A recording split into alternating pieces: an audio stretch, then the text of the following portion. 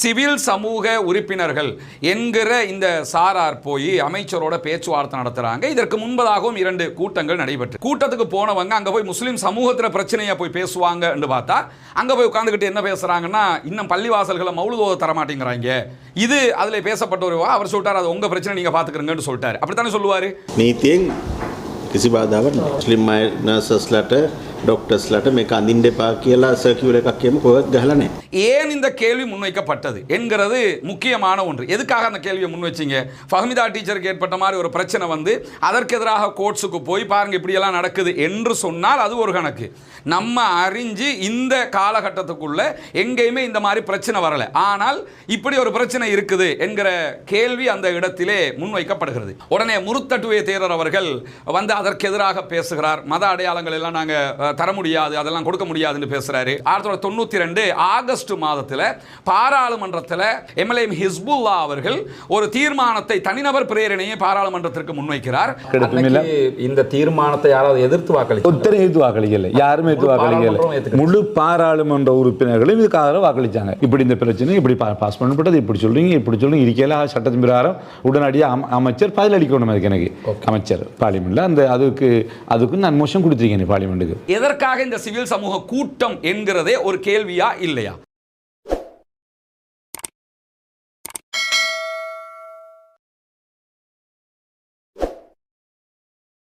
அன்பிற்கினிய சகோதர சகோதரிகளே, நம் அனைவர் மீதும் ஏக இறைவனுடைய அமைதியும் கருணையும் உண்டாகட்டுமாக என்கிற உயரிய பிரார்த்தனைகளோடு நாம் இன்றைக்கு பார்க்க இருக்கிற ஒரு முக்கியமான விவகாரம் என்னன்னா, இலங்கையில் தற்போது பேசுபொருளாக இருக்கக்கூடிய இஸ்லாமிய சகோதரிகளுடைய ஆடை விவகாரம். ஏன்னா கடந்த சில நாட்களாக நர்சிங் படிக்கக்கூடிய அல்லது நர்ஸாக ஒர்க் பண்ணக்கூடிய இஸ்லாமிய சகோதரிகளுடைய ஆடை முறை தொடர்பான ஒரு சர்ச்சை அல்லது விமர்சனம் எல்லா ஊடக வாயிலாகவும் நம்ம பார்க்கக்கூடிய ஒன்றாக இருக்கிறது. முதலாவது நம்ம புரிந்து கொள்ள வேண்டிய விவகாரம் என்னன்னு கேட்டா, இந்த நாட்டுக்குள்ள ஒருவருடைய ஆடை சுதந்திரம் என்பது தாராளமாக நம்முடைய அரசியல் யாப்புல இருந்தே நமக்கு தரப்பட்டிருக்கக்கூடிய ஒரு விவகாரமாக இருக்கிறது. அதை மனதில் வைத்துக் கொண்டுதான் நம்ம மற்ற விவகாரங்களை பார்க்க வேண்டி இருக்கிறது. இப்பொழுது கதையாளராக மாறி இருக்கக்கூடிய நர்சிங் தாதிகளுடைய ஆடை விவகாரத்தை பொறுத்தவரையில 2 விதமாக இந்த விமர்சனங்கள் பார்க்கப்படுவதை நம்ம அவதானிக்க முடியும். முதலாவது, ஒரு மீட்டிங் நடக்குது, அந்த மீட்டிங்ல சில பேர் அமைச்சர் விஜித ஹேரத்தோடு பேசுகிறார்கள். அவர் அதற்கு ஆடை தொடர்பான பதில்களை சொல்றாரு. பெரும்பாலான சமூக ஊடகங்கள்ல நிறைய சகோதரர்கள் நர்சிங் செய்யக்கூடிய இளம்பெண்கள் அல்லது பெண்கள் அவர்கள் இஸ்லாமிய ஆடையோடு போய் இனிமே அப்படி செயல்பட முடியும் என்கிற ஒரு அனுமதியை இலங்கை அரசாங்கம், என்பிபி அரசாங்கம் தந்திருக்கிறது என்கிற ஒரு பார்வையை முன்வைத்திருந்தார்கள். இன்னும் சில பேரை நம்ம எடுத்துக்கிட்டோம்னா இது ஏற்கனவே இருக்கக்கூடிய ஒரு உரிமை என்கிற விதமாக பேசியவர்களை நம்ம பார்க்க முடியும். முதலாவது நம்ம என்ன புரிஞ்சுக்கணும்னு கேட்டா, நர்சிங் படிக்கக்கூடிய அல்லது வேறு ஏதாவது ஒரு ஜாப்ல இருக்கக்கூடிய எந்த இஸ்லாமிய சகோதரிகளாக இருந்தாலும் அவர்கள் தங்களுடைய இஸ்லாமிய கலாச்சார ஆடையோடு அதனை செய்ய முடியும் என்பது நம்முடைய கான்ஸ்டிடியூஷன் நமக்கு தந்திருக்கக்கூடிய உரிமை என்பது முதலாவது. இரண்டாவது, நர்சிங் படிக்கக்கூடிய பிள்ளைகளுக்கு அதற்கான அனுமதி கடந்த காலத்திலேயே நமக்கு கிடைத்திருக்கிறது. இப்படியான ஒரு சூழல்ல இது முதலாக இப்போது இருக்கக்கூடிய அரசு தான் தந்திருக்கிறது என்கிற விதமாக அதை நம்ம பார்த்தோம்னா அது பிழையானது, வரலாற்று தவறும் கூட. இந்த நிலையில என்ன நடந்தது விஜித ஹேரத்துடனான மீட்டிங்லங்கிறத நம்ம முதல்ல தெரிஞ்சுக்கிறோம். அமைச்சர் விஜித ஹேரத்தோட ஒரு கூட்டம் நடைபெறுகிறது.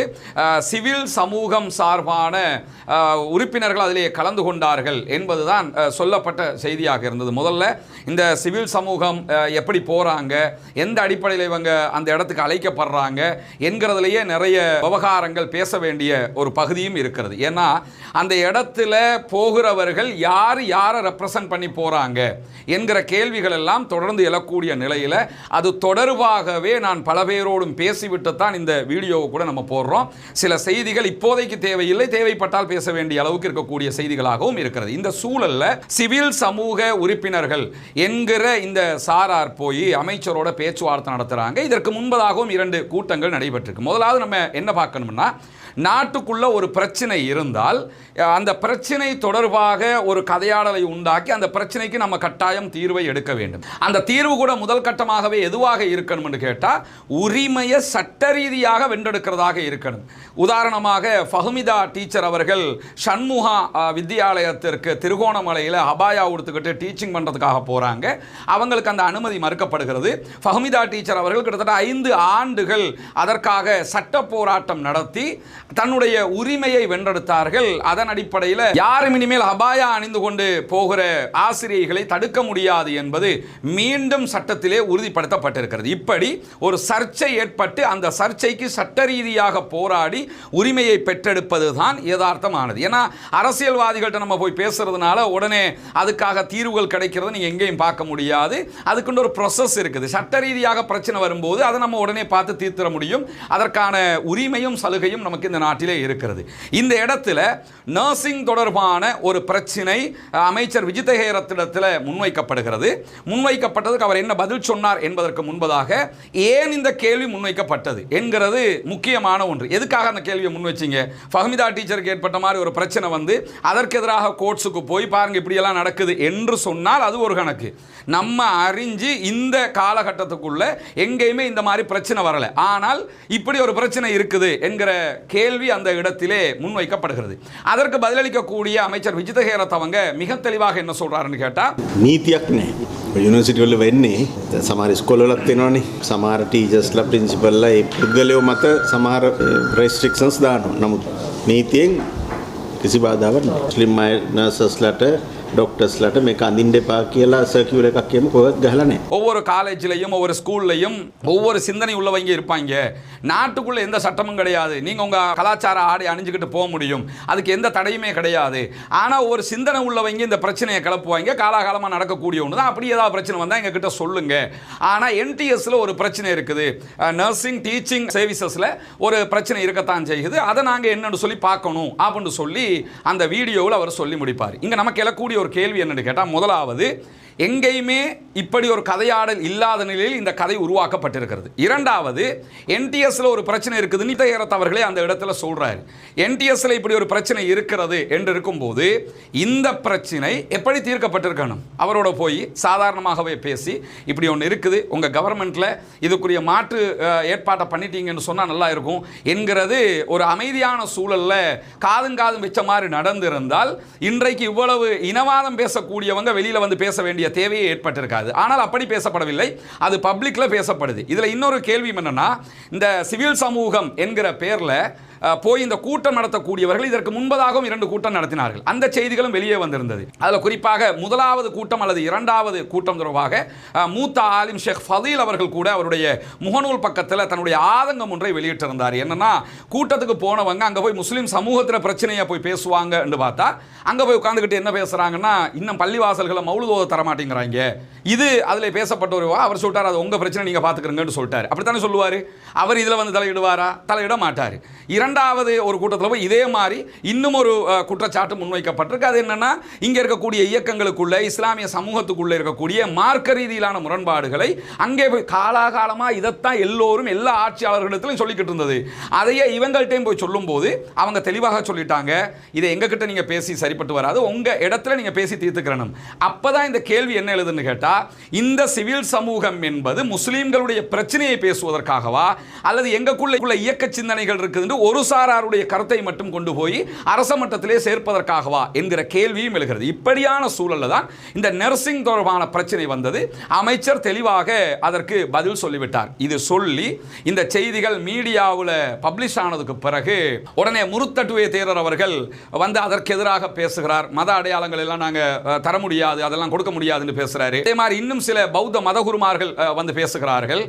அத்தனை பேருமே மீண்டும் அதை ஒரு பேசுபொருளாக மாற்றுகிறார்கள். இந்த பேசுபொருளாக இவர்கள் மாற்றுவதற்கு எது காரணமாக அமைந்தது? ஒரு பிரச்சனை நடந்து அந்த பிரச்சனையை பற்றி போய் கேட்டிருந்தால் பிரச்சனை வேற.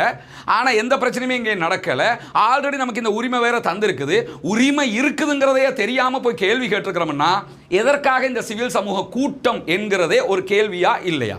ஏன்னா நம்முடைய வரலாற்றில் 1992 இது தொடர்பாக ஒரு சம்பவம் நடந்தது. 1992 ஆகஸ்ட் மாதத்தில் பாராளுமன்றத்தில் இந்நாள் பாராளுமன்ற உறுப்பினர், அன்றைய நாட்களிலும் பாராளுமன்ற உறுப்பினராக இருந்த எம்எல்ஏ ஹிஸ்புல்லா அவர்கள் ஒரு தீர்மானத்தை, தனிநபர் பிரேரணையை பாராளுமன்றத்திற்கு முன்வைக்கிறார். அப்பயே முன்வைக்கிறார்னு கேட்டால், அந்த நேரத்தில் இஸ்லாமிய பெண்கள், இஸ்லாமிய இளம் பிள்ளைகள் நர்சிங் படிப்பதில் ரொம்ப குறைவு இருந்தது. யுத்தம் நடக்கிற காலம் வேற, குறைவு இருந்தது. காரணம் என்னன்னா, அந்த ஆடை முறை அவர்களுக்கு கம்ஃபர்டபுளாக இல்லைங்கிறதுனாலையும், மார்க்கம் அனுமதிக்கலைங்கிறதுனாலையும் அதுக்கு போகாமல் இருந்தாங்க. அப்போ இது ஒரு முக்கியமான இடம், அதுக்கு நம்ம மக்களும் இருக்கணுங்கிறதுக்காக அவர் என்ன பண்ணுறாருன்னா, ஒரு தனிநபர் பிரேரணையை கொண்டு வருகிறார். கொண்டு வந்து அந்த பிரேரணை ஒட்டுமொத்தமாக முழு பாராளுமன்ற உறுப்பினர்களாலும் பாஸ் பண்ணப்படுகிறது. இப்போ இப்படி ஒரு பிரச்சனை இருந்திருந்தா கூட இந்த வரலாற்றை தெரிந்து, ஏற்கனவே இப்படி ஒன்று இருக்குது, நமக்கு அனுமதி எடுக்கப்பட்டிருக்கு, பாராளுமன்றமே நமக்கு நர்சிங் படிக்கிற பிள்ளைகளுக்கு இந்த அனுமதியை தந்திருக்குது என்பதை புரிந்து கொண்டு என்ன சொல்லியிருக்கணும், இங்கே பாருங்க ஹென்சாட் இந்த இருக்குது, ஆல்ரெடி பார்லிமெண்ட்ல இந்த அனுமதி கிடைச்சிருக்குது, ஆனால் இந்த இடத்துல சில பிரச்சனைகள் இருக்குது, இதை தீர்த்து தாங்க என்று சொன்னா ஈஸி வே என்ன? பாராளுமன்றத்தில் ஆல்ரெடி கொண்டு வரப்பட்டிருக்க தீர்மானம் என்பதால் அரசு செய்ய வேண்டியது தீர்மானத்திற்கிறங்க மீண்டும் ஒரு சுற்று நிருபத்தை வெளியிடுவது. இவ்வளவுதான் அங்கே நடந்திருக்க வேண்டியது. ஆனால் 1992 ஹிஸ்புல்லா இப்படி ஒரு தீர்மானம் கொண்டு வந்ததே அங்க இருக்கிற யாருக்கும் தெரியல. அமைச்சரை சந்திச்சிட்டோம், கூட்டத்துக்கு போயிட்டோம், எதையாவது கேட்போம் என்று எந்த ஒரு ப்ரிப்பரேஷனும் இல்லாமல் எப்படி பள்ளிவாசலில் மௌலுதோத தரலன்னு போய் சொன்னாங்களோ அது மாதிரி இதையும் சொல்லி விட்டுருக்குறாங்க என்கிறது திட்ட தெளிவாக தெரியுதா இல்லையா? நமக்கு இருக்கிற உரிமைகளை முதலில் பாதுகாக்க தெரிய வேண்டும், அதற்கு பிறகு புதிய உரிமைகளை பெறுவதற்கான முயற்சிகளை செய்ய வேண்டும். இங்கே இருக்கிற உரிமையே என்னன்னு தெரியல, அதை எப்படி எடுத்திருக்கிறோம்ங்கிறது தெரியல. ஆனால் சிவில் சமூக சொசைட்டின்னு போய் நாங்கள் மினிஸ்டரை சந்திச்சிட்டோம், அந்த மினிஸ்டரை சந்திச்சிட்டோம்ங்கிற மரியாதைக்காக, அந்த மகிழ்ச்சிக்காக இந்த வேலையை செய்யலாமா? உண்மையிலேயே 1992 பாராளுமன்றத்தில் இந்த தீர்மானம் எப்படி கொண்டு வரப்பட்டது என்று சொல்லி நான் முன்னாள் அமைச்சர், இந்நாள் பாராளுமன்ற உறுப்பினர் எம்எல்ஏ ஹிஸ்புல்லா அவங்களை இன்னைக்கு அவருடைய வீட்டுக்கு போய் இது எப்படி நடந்துச்சு சொல்லுங்க, புதிய ஜெனரேஷனுக்கு சொல்லுங்கன்னு சொல்லி முடிய அவர் அதை அப்படியே நமக்கு சொன்னார். அது என்ன சொல்றாருங்கிறத பாருங்க. இப்போ 1992 ஆகஸ்ட் மாதம் இந்த தீர்மானத்தை பாராளுமன்றத்தில் நீங்கள் தான் கொண்டு வந்திருக்கிறீங்க.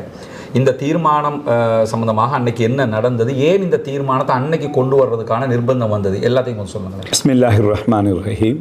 குறிப்பாக 1990களிலே ஏற்பட்ட இன பிரச்சனையான சூழ்நிலைகளில் முஸ்லிம் வைத்தியசாலைகளில் தமிழ் தாதியர்கள் அல்லது சிங்கள தாதியர்கள் வேலை செய்வதில் இருந்த சிக்கல்கள், பிரச்சனைகள் காரணமாக குறிப்பாக கிழக்கு மாகாணத்திலும் ஏனைய பிரதேசங்களிலும் வைத்தியசாலைகளில் வேலை செய்வதற்கு முஸ்லிம் தாதியர்கள் இருக்கவில்லை. அதற்கான காரணம் என்ன கண்டபோது யூனிஃபார்ம் பிரச்சனை இருந்தது. அவர்களுடைய யூனிஃபார்ம் பொதுவாக எல்லா நர்ஸும் போடுற மாதிரி முழங்காலுக்கு மேலே, ஆகவே மார்க்கம் அனுமதிக்காதால் அதை அவர்கள் அந்த தொழிலை யாரும் போகவில்லை. ஆகவே தான் நான் அப்போது உடனடியாக ஆராய்ந்ததன் பின்னர் இதை ஒரு தனிநபர் சட்டம் மூலமாக பாராளுமன்றத்தில் கொண்டு வந்து நிறைவேற்றுவதனுடைய அதனை செய்ய முடியும் எனக்கு பல ஆலோசனைகள் வழங்கினார்கள். ஆனால் உடனடியாக அப்போது நான் பாராளுமன்றம் இருப்பதோடு ஒரு தனிநபர் பிரேரணையை நான் முன்வைத்து அதை அரசாங்கம் அது தொடர்பாக நிறைய பிரச்சனைகள் இருந்தது. அப்போது சுகாதார அமைச்சராக இருந்த ரேணுகா ஹெரத் அவர்கள் கூட இது ஒரு பிரச்சனையை உண்டு பண்ணலாம் என்ற ஒரு விதமான சந்தேக கருத்தோடு இருந்தார். இந்த டைமில் இருக்கிற மாதிரியான இனவாதம் அது மாதிரி சூழல்கள் அப்போ இருந்ததா? இனவாத சூழல்கள் இல்லாட்டியும் இது ஒரு இன்னொரு உடையை நீங்கள் கொண்டு வரீங்கன்ற ஒரு கருத்து இருந்தது. ஆகவே நான் உடனடியாக அப்போது இருந்த ஜனாதிபதி ரணசிங்க பிரேமதாஸை போய் சந்திச்சேன். நாங்கள் எதிர்கட்சியில் இருந்தாலும் நாங்கள் அரசாங்கத்தோட சேர்ந்து தான் வேலை செஞ்சோம். நான் அவரை போய் சந்தித்து விஷயத்தை அவர் ஏற்றுக்கொண்டார். அது நியாயமானது என்றால் இது முஸ்லீம்களோட கல்ச்சர், அவங்களுடைய ஐடென்டிட்டி, யூனிஃபார்ம், அதை மார்க்கறி அனுமதித்த உடனே நாங்கள் தடுக்க முடியாது. உடனடியாக அவர் ரேணுகா ஹெரத் மேரத்தை கூப்பிட்டு அவர் கதைச்சு போட்டு கவர்மெண்ட் குரூப் மீட்டிங்கில் சொன்னார், இந்த பிரேரணையை எடுத்து எல்லாரும் இதுக்கு நீங்கள் ஆதரவளிங்கன்னு சொன்னார். ஜனாதிபதி கவர்மெண்ட் குரூப் மீட்டிங்கில் சொன்னார். அந்த அடிப்படையில் தான் இந்த பிரேரணை ஆகஸ்ட் மாதம் 7ஆம் தேதி 1992ஆம் ஆண்டு பிரேரணை பாராடு எடுக்கப்பட்டு காலையில் அல்லாஹ் எம்ஹெச் முகமது காலையில் அவர் தான் ஸ்பீக்கராக இருந்தார். அப்படி அவர் வந்த உடனே போயிடுவார் வழக்கமாக. அன்று இந்த பிரேரணை வாதித்து கடைசி முடிகிற வரையில் சபாநாயகர் கதிரையிலே இருந்தார். அவரும் ஒவ்வொரு அவரும் பேசுவார். ஓகே. இப்போ ஒரு ஆள் பேசி முடிஞ்சால் அதுக்கு ஆதரவு ஒரு கட்டாயம் தேவை, விட தேவை, இல்லாட்டி பெஸ்ட் ஃபார் த சாரீஸ், அவங்களுக்கு சாரி இன்ட்ரடியூஸ் பண்ணுறது பெட்டர் தென் த ட்ரௌசர் அந்த ஷோர்ட்ஸ் தான் அவர் கதைப்பார். இனி வேறு யாராவது இது அங்கே வரணும்னா அதில் அவங்களுக்கு தேவையில்லாத பிரச்சனை, இதை மட்டும் கதைங்க ரெண்டு வெளியே போவானெல்லாம் அவர் கொஞ்சம் இதுக்கு முழுக்க ஆதரவாக, உண்மையிலே ஆதரவாகத்தான் கருத்து வரணுங்கிறதுல மிச்சம் கவனமாக இருந்து எம்எச்எம்மோட ஸ்பீக்கர் அறியக்கூடாது. அதே மாதிரி இந்த விவாதத்தில் நான் முதலாக பேசினேன்னா எந்த விஷயங்களை விளங்கப்படுத்தி நான் இந்த அறிக்கிறேன், இந்த ஹன்சாட் இந்த அறிக்குது. அப்போ இந்த ஹன்சாட் இருக்கிற மாதிரி நான் விஷயங்களை சொன்னேன். முன்னாள் எம்பியாக இருந்தார் கௌரவ ஆமித், கொழும்பு டிஸ்ட்ரிக்ட், அவர் எம்பியாக இருந்தார், அவர் மௌத்தா போயிட்டார். அவர் தான் ஆமோதிச்சு பேசினார். இல்லை ஆமோதிச்சு இது கட்டாயம் தேவை, இது தேவை, இது நாங்கள் விஷயங்களை தான் சொன்னார்.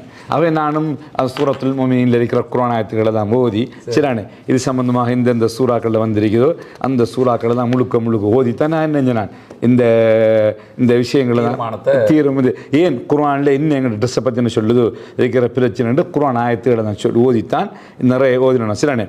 இந்த அறைக்கு சூரத்துல் நூறில் வார 30-31 வசனம் இப்படி எல்லா வசனங்களையும் நான் ஓதித்தான் ஆதாரம் காட்டி தான் நான் பேசினேன் நான்.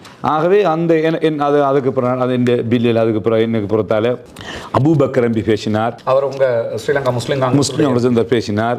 அடுத்தது ஏஎச்எம் அஸ்வர் மினிஸ்டர், அவர் நிறைய குர்ஆனாயத்துக்கள்லாம் ஓதி. அப்போ ராஜாங்க அமைச்சர், அவர் முஸ்லீம் சமய கலாச்சார ராஜ அமைச்சர், அவர் பேசுகிறார், சொல்கிறார் இது என்னுடைய கடமை நான் கொண்டு வர்றது, இதை ஹிஸ்புல்லா கொண்டு வந்திருக்கார், நான் இதை முழுமையாக ஆதரிக்கேன், பாராட்டுறேன், நடைமுறைப்படுத்தப்படும். அவர் உலகத்தில் வேறு எந்த நாடுகள் குர்ஆனாயத்தில் சொல்லி உலகத்தில் வேறு எந்த நாடுகளில் அனுமதிச்சிருக்கே, தாய்லாந்தில் அங்கே அவர் பேசும், அவரும் படிவாக இதுக்கு ஆதரவாக பேசுகிறார். அது முடிய திரும்பி அவர் முடிய அஸ்வர் எம்பி பேச்சு எங்களோட பார்ட்டி லீடர் அஷ்ரஃப் சார் பேசுகிறாங்க, நீண்ட நேரமாகவும் பேசுகிறாங்க, விஷயங்களை வழங்கப்படுத்துகிறாங்க. அது முடிய பார்ட்டியில் யார் சார் எம்பி? நானும் அஷ்ரஃப் சாரும் அபூபக்கர் எம்பியும் புகார்தீன் ஹாஜியாரும் 4 பேர் எம்பி. நாங்கள் 89ஆம் ஆண்டு முதலாவது பார்லிமெண்ட்டுக்கு 4 பேர் வந்து அதில் அவங்க 3 நான் உண்டு மற்ற. அப்போ எங்களோட அபூபக்கர் எம்பி பேசுகிறார். அப்போ நாங்கள் 3 எம்பி மாதிரி கட்சிக்காரர்கள் பேசுகிறோம். அசோராஜர் பேசுகிறார். அடுத்தது யுஎல்எம் ஃபாரூக் என்னோட ருவான் வெல்ல அவர் இதுக்கு பேசுகிறார், எங்களுக்கு விஷயங்கள் பேசுகிறார். டிக்சன் ஜே பெரேரா அவர் சொல்கிறார் இதை சிங்களாக்களுக்கு நீங்கள் தாங்க, இதே ஏன் சிங்களாக்களுக்கும் இந்த சிங்களாக்களுக்கும் இந்த ட்ரௌசர் விரும்பினா போடுறதுக்கு அனுமதி கொடுங்கன்னு அப்போ அமைச்சர் டிக்சன் பெரேரா சொல்கிறார். அதுக்கு ஸ்பீக்கர் சொன்னார் தேவையில்லா பிரச்சனை எடுக்காமல் இது முஸ்லீம்களுக்கு மட்டும்தான் கேட்டிருக்குது, அவங்க தான் ஒன்று கொடுத்துட்டு போகலாம், இது அந்த இதுக்குள்ளே நீங்கள் இந்த பிரேரணையோட நில்லுங்க, நீங்கள் வெளியே போகண்ட அவர் மாறா அவர் சொல்கிறார். சரிதானே எப்படி but the motion speak only Muslim female nurse please stick to that you carry on ரெண்டு ஸ்பீக்கர் சொல்கிறார். மற்றாக்கள் சிங்களாக்கெல்லாம் கைக்க போகக்கூடாது. சரிதானே சொல்கிறார். இப்படி பலருடைய எல்லாரும் பேசுகிறாங்க, பலரும் இதுக்கு ஆதரவாக பேசி ஃபாரூக் மினிஸ்டர், ஸ்பீக்கர், ரேணுகா ஹேரத், சரிதானே எல்லாரும் பேசி கடைசியில் ரேணுகா ஹேரத் பேசி எல்லாரும் ஒருத்தர் ஆர்கியூ பண்ணுறோம், டிபேட் நடக்குது. அதில் ஒருத்தவர் பேசுகிறேன் நான் பதில் அளிக்கேன், எல்லாரும் பதில் அளிக்கேன், நான் மேடத்துக்கு அவரோட ஸ்பீக்கருக்கெல்லாம் பதில் அளிக்கேன். கடைசியில் இது கொஸ்டின் புட் இப்படி தான் வரும், கேள்வி கூடப்படும், விவாதம் புட்ட உடனே எக்ரீட் எல்லாம் எக்ரி பண்ணியாச்சு. அப்போ எந்த விதமான வாக்கெடுப்பும் இல்லை. இந்த தீர்மானத்தை யாராவது எதிர்த்து வாக்களிக்க? ஒருத்தரும் எதிர்த்து வாக்களிக்கல, யாருமே எதிர்த்து வாக்களிக்கல. முழு பாராளுமன்ற உறுப்பினர்களும் இதுக்காக வாக்களிச்சாங்க. அப்போ எக்ரீட் டு ஏற்றுக்கொள்ளப்பட்ட மொத்தமாக, இல்லாட்டி எக்ரீட் இவ்வளோ ஓட் இவங்கெல்லாம் போடுவாங்க. இந்த இதில் போட்டு பார்க்கலாம். இதில் கொஸ்டின் புட் வினா விடுக்கப்பட்டு ஏற்றுக்கொள்ளப்பட்டது, பிரஷ்னே விமர்சனது சபா சம்மதவிய ஏற்றுக்கொண்டு தரிசன. அப்போ அதோட இந்த பிரேரணை ஏற்றுக்கொள்ளப்பட்டு போயிடுச்சு. அப்போ அதோட நாங்கள் இந்த பிரேரணை வச்சு நாங்கள் நெஞ்சம் உடனடியாக நான் எல்லா ஹாஸ்பிட்டலுக்கும் நான் இதை பிரேரணை அனுப்பி எல்லா இடங்களுக்கு அனுப்பி இது லெட்டர்லாம் அனுப்பினான். எல்லா இடங்கள்லையும் ஒரு பிரச்சனையும் இல்லை, எல்லாரும் ட்ரெஸ் போடுறாங்க, யூனிஃபார்ம் போடுறாங்க, ஒரு பிரச்சனையும் இல்லை. ஈஸ்டர்ன் ப்ரொவின்ஸ் எல்லா இடங்கள்லையுமே போடுறாங்க. சில இடங்களில் இப்போ 1 நர்ஸ் 2 நர்ஸ் உள்ள இடத்துல கொஞ்சம் பிரச்சனை கொடுத்து போட்டு அவங்களுக்கு லாங் சாக்ஸை போடுங்க, அந்த லாங் சாக்ஸ் நீங்கள் போடுங்கன்னு சொல்லி சில ஹாஸ்பிட்டலில் அனுமதிச்சதாக நான் அறிஞ்சேன். இருந்தாலும் ஒரு பெரிய இஷ்யூவாக இருக்கல, அதாவது இந்த எடுக்கப்பட்டு திரும்பி பிரச்சனையாக்கள் இஷ்யூவாக இருக்கல தொடர்ந்து. ஆனால் 2000 இப்போ கிட்டத்தில் ஒரு 19ஆம் ஆண்டுலேருந்து இந்த கொரோனாக்கு அப்புறம் 20லேருந்து நான் கேள்விப்பட்டேன் நேஷனல் நர்சஸ் ட்ரைனிங் இன்ஸ்டியூட் NTSல அனுமதிக்காங்கல்ல ஒன்ற ஒரு இஷ்யூ வந்துச்சு. சில இடங்கள்லையும் இப்போ கொஞ்சம் அனுமதிக்கல இஷ்யூ வந்து இருந்தாலும் நாங்களும் நான் பார்லிமெண்ட்ல இருக்கல இந்த பிரச்சனைகள் சிச்சுவேஷன் ஈஸ்ட் அட்டாக் எல்லாம் இதை பற்றி செய்யலை இப்போ திரும்பி புதுசாக சொல்லும் போதும் என்டிஎஸ்ல பிரச்சனை இருக்குதுன்றத சொல்கிறேன். அது ஒரு மட்டும் பிரச்சனை இடைக்கிட எங்களுக்கு வரும் தொடர்ச்சியாக வந்துச்சு தான் இப்படி அனுமதிக்காங்க. அதில் கூட சார் இப்போ இந்த பில் பிரகாரம் அதில் கூட அந்த பிரச்சனை உண்டு பண்ணே இல்லாது நர்சஸ்டேன் நர்ஸ்லாம் செய்யத்தானே வேணும். என்ன செய்யணும்னா மினிஸ்ட்ரி ஹெல்த் மினிஸ்ட்ரி இந்த பிரேரணையை வச்சு அவங்க சேக்குலர் அனுப்பணும் உடனடியாக. இத்தனாம் தேதி இவங்களே பிரேமதாசர் ஆட்சி காலத்தில் ஜனாதிபதி ரணசிங்கம் 92ஆம் ஆண்டு ஏற்றுக்கொள்ளப்பட்ட சட்டம். இந்த சட்டமூலத்தின் பிரகாரம் நீங்கள் என்ன செய்யுங்க, இந்த இவங்களுக்கு இதை நீங்கள் என்ன செய்யுங்க, இவங்களுக்கு அனுமதிங்க என்று ஒரு இதை கொடுக்கணும். இப்போ நீங்கள் பாராளுமன்றத்தில் நீங்களும் இதை சொல்லலாம்ல திரும்பி. நான் திரும்பி இந்த வீக்கில் கட்சி தலைவர்கள் இப்போ இந்த மேட்டர் ஆஃப் இம்பார்ட்டன்ஸ் ஒன்று 27 ஒரு பார்ட்டியில் இது ரைஸ் பண்ணதான் பார்லிமெண்ட்டில். இப்போ முஸ்லீம் காங்கிரஸ் சார்பில் நான் இதை ரைஸ் பண்ணுறேன். இந்த கிழமைக்கு பார்லிமெண்ட்டுக்கு கொடுத்துருக்கேன், நான் மோஷன் கொடுத்துருக்கேன். இப்படி இந்த பிரச்சனை இப்படி பாஸ் பண்ணப்பட்டது இப்படி சொல்றீங்க இருக்கையில சட்டத்தின் பிரகாரம் உடனடியாக அமைச்சர் பதில் அளிக்கணும். அதுக்கு எனக்கு அமைச்சர் பார்லிமெண்ட்ல அதுக்கு நான் மோஷன் கொடுத்துருக்கேன் பார்லிமெண்ட்டுக்கு. அமைச்சர் பதில் அளிக்கணும். சட்டத்துக்கு நிறைவேற்றினதுக்கு மாற்றாமல் போயில அவர் நிறைவேற்றப்பட்டு ஆயுதப்படியேன்னு சொன்னவர் நீங்கள் செய்யுங்க நான் நடவடிக்கை எடுங்க நான் அவருக்கு எழுதியிருக்கேன். அந்த முயற்சியும் எடுபடுது. அதே நேரம் அண்மையில் பார்த்தேன் சில இந்த புத்திஜீவிகள் அல்லது உலமாக்கள் சிலர் போய் சந்திச்சு பேசணும். நல்ல விஷயம், பிரச்சனை இல்லை. ஆனால் இதை ஒரு பிரச்சனையாக்க உள்ள அவசியம் இல்லை. இது இவ்வளோ காலம் இருந்து வர விஷயம் இது. இது ஒரு மீள ஒரு பிரச்சனையாக்காம இதை செஞ்சு கொள்றதுதான் பொருத்தம். இதுதான் 1992 பாராளுமன்றத்தில் நடந்தது. அன்றைக்கு இருந்த முஸ்லிம் காங்கிரசினுடைய தலைவர் அஷ்ரஃப் அவர்கள் அதிலே உரையாற்றுகிறார்கள். அதே போன்று கலாநிதி ஹிஸ்புல்லா அவர்கள் உரையாற்றுகிறார்கள், அபூபக்கர் அவர்கள் உரையாற்றுகிறார்கள், அஸ்வர் அவர்கள் உரையாற்றுகிறார்கள். இவங்கெல்லாம் அன்னைக்கு இருந்த பாராளுமன்ற உறுப்பினர்கள். அவர்கள் இதற்காக இந்த உரிமையை நமக்கு பெற்று தந்து விட்டார்கள். எனவே இந்த மாதிரியான பிரச்சனைகள்ல நம்ம முதல்ல கவனிக்க வேண்டியது என்னன்னா, இந்த பிரச்சனையை போய் பேச போறோமே, இதற்கு முன்னுதாரணம் ஏதாவது இருக்கிறதா? நம்ம சமூகத்தில் ஏற்கனவே இந்த பிரச்சனை வந்திருக்குதா? வந்ததுக்கு தீர்வு எடுத்திருக்கிறாங்களா இல்லையா? எடுத்திருக்கிறாங்கன்னா எப்படி எடுத்திருக்கிறாங்க? அதை நம்ம எப்படி ஹேண்டில் பண்றது? இப்படித்தான் நம்ம முடிவெடுக்கணுமே தவிர அமைச்சரை சந்திக்க கிடைக்குது எதையாவது போய் பேசுவோம்னு இந்த ஹிஸ்டரி எல்லாம் தெரியாம போய் பேசினோம்னா அமைச்சருக்கு தேவையில்லை. இதெல்லாம் தேடி பார்க்கறதுக்கு நமக்கு தான் தேவை இருக்குது. நமக்கு தான் அது பாதிப்பாகவும் வந்து முடியும். இன்றைக்கு சில இனவாதிகள் வந்து பேசுகிறார்கள். அவர்கள் பேசுவதற்கு இப்படியான சந்தர்ப்பங்கள் காரணமாக அமைந்து விடுகிறதா இல்லையா? அவங்க பேசுறதுனால நியாயம்னு நான் சொல்ல வரல. அது பேசினா அதுக்கு பதிலும் கொடுக்கணும், அது வேற விஷயம். ஏன்னா அதில் பேசக்கூடிய ஒருவர் வந்து இந்த தாதிமார் சம்மேளனத்தினுடைய தலைவராக செயல்பட்டவர், இப்போ இருக்கிறாராங்கிறத நான் கன்ஃபார்ம் பண்ணல, செயல்பட்டவர். அவர் என்ன சொல்றாருன்னா, மத அடையாளங்கள் தாதிகளுக்கு இருக்கக்கூடாது அப்படிங்கிறாரு. ஆனால் தாதிமார் சம்மேளனத்துடைய தலைவராக அவர் ஒரு பௌத்த மதகுருவாக இருக்கும் நிலையில் தான் செயல்பட்டார். அப்படி என்றால் அவரும் அந்த மத அடையாளத்தோடு தான் அதில் செயல்பட்டார். எனவே மத அடையாளத்தோடு ஒரு தாதி செயல்படுவதற்கு எந்த தடையும் இல்லை. அவர்கள் தாராளமாக இஸ்லாம் அனுமதித்த அவர்களுடைய அந்த ஹிஜாபு முறையை பேணி தாதியர்களாக செயல்பட முடியும். கிழக்கு மாகாணத்தில் பல இடங்களில் பல சகோதரிகள் அப்படி செயல்படுகிறார்கள். எங்கு பிரச்சனை வருகிறதோ அந்த பிரச்சனைக்கு சட்ட ரீதியாக ஃபஹ்மிதா டீச்சர் மாதிரி நம்ம போராடுறதோடு சேர்த்து அரசாங்கம் இருக்கிறதா, அரசாங்கத்திட்டையும் போய் எங்க இப்படி ஒரு பிரச்சனை நடக்குது, இதை தீர்க்கக்கூடாதா, நீங்க இதுக்கு வழி பார்க்க மாட்டீங்களா என்று கேட்கலாம். பிரச்சனையே இல்லாத போது கேள்வி கேட்க வேண்டும் என்பதற்காக கேட்டு இப்படியான பிரச்சனைகளை நம்ம உண்டாக்க கூடாது. இப்போ என்னன்னா, சிவில் சமூகம் என்று சொல்லி போய் சந்திச்சாங்களா இல்லையா? அவங்க சந்திச்சதுக்கு பிறகு அமைச்சர் என்ன சொல்றாருன்னா, என்டிஎஸ்ல இப்படி ஒரு பிரச்சனை இருக்கத்தான் செய்யுது அப்படிங்கிறாரு. அதுக்கு நம்ம சுற்று நிரூபம் அனுப்பணும் என்றெல்லாம் சொல்றாரு. இந்த சுற்று நிரூபத்தை அனுப்ப வைக்க வேண்டிய வேலைக்கு நாம் தள்ளப்பட்டிருக்கிறோம். ஏன்னா அனுப்பக்கூடாது என்று ஒரு பக்கம் இனவாதம் பேசக்கூடியவர்கள் வந்து நிற்பார்கள். அதையும் மீறி நமக்கு கிடைச்ச உரிமையை நம்ம பயன்படுத்தணும். முன்னாள் அமைச்சர் இந்நாள் பாராளுமன்ற உறுப்பினர் எம்எல்ஏ ஹிஸ்புல்லா அவர்கள் எதிர்வருகிற பாராளுமன்ற அமர்வில் பாராளுமன்றத்தில் அவர் குழுக்களின் தலைவராக இருக்கிற காரணத்தினால முதல் அமர்வாகவே இதை முன்வைக்க இருப்பதாகவும் இந்த அடிப்படையில் சுற்று நிரூபம் அனுப்பப்பட வேண்டும் என்கிற கோரிக்கையை நான் முன்வைக்க இருக்கிறேன் என்று சொல்லியிருக்கிறார். இதுதான் லீகலி செய்ய வேண்டிய, சட்ட ரீதியாக செய்ய வேண்டிய இன்னொரு பார்ட்டுங்கிறத நம்ம புரிஞ்சுக்கிறோம்.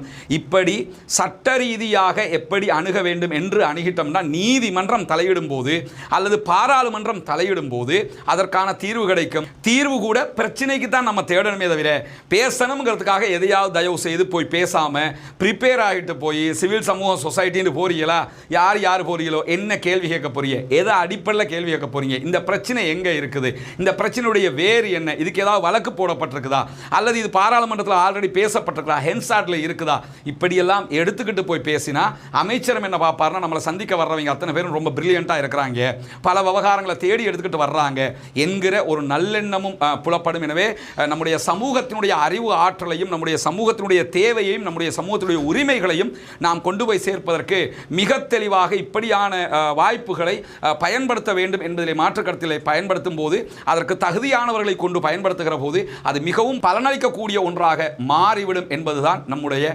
அன்பான கருத்தாக இருக்கிறது என்பதை கூறி முடித்துக் கொள்கிறேன். வாஹர் தஅவானா அல்ஹம்துலில்லாஹி ரப்பில் ஆலமீன்.